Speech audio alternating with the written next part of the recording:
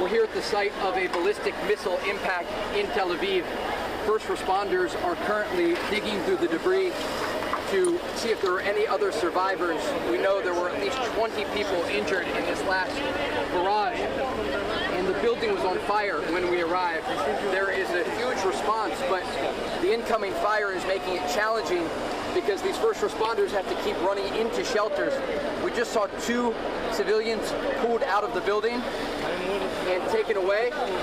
There are teams with dogs, and there are still firefighters working to put out the blaze inside of the building. This is what Israel is now dealing with. The Iranians directly targeting major population centers here. And I'm just going to have my cameraman Yaniv zoom in here.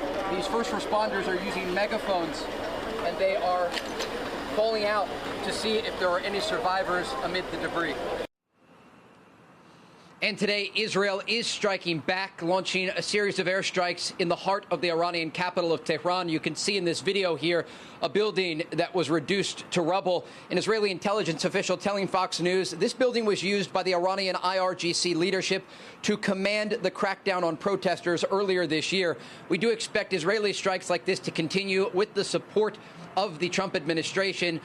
It was described to me earlier as the closest partnership possible between the United States and Israel as they are bringing the fight to the Iranian regime. Guys? Trey, amazing reporting as always. One very, very quick technical question. When you get those air raid sirens that are just heart-pounding for us, I can only imagine what it's like for you and the people on the ground there in Jerusalem and in Tel Aviv.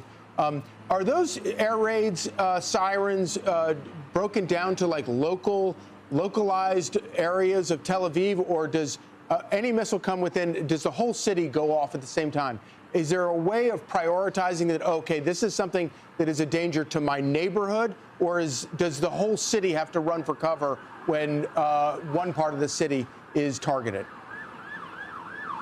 It's a great question. These missiles are far different from the rockets that we saw fired into Israel over the past 2.5 years from groups like Hamas inside Gaza or Hezbollah in southern Lebanon. The missiles are normally intercepted at such a high altitude that the shrapnel alone can kill you on the ground or even take down part of a building. And so when the missiles are being intercepted, the alerts will go out to specific sections of individual cities.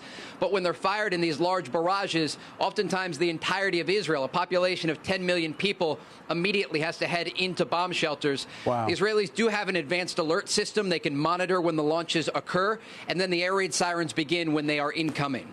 Guys? All right. Amazing. Thank you, Trey. Great info. Trey, thank you. All right, let's bring in retired Air Force commander and B-1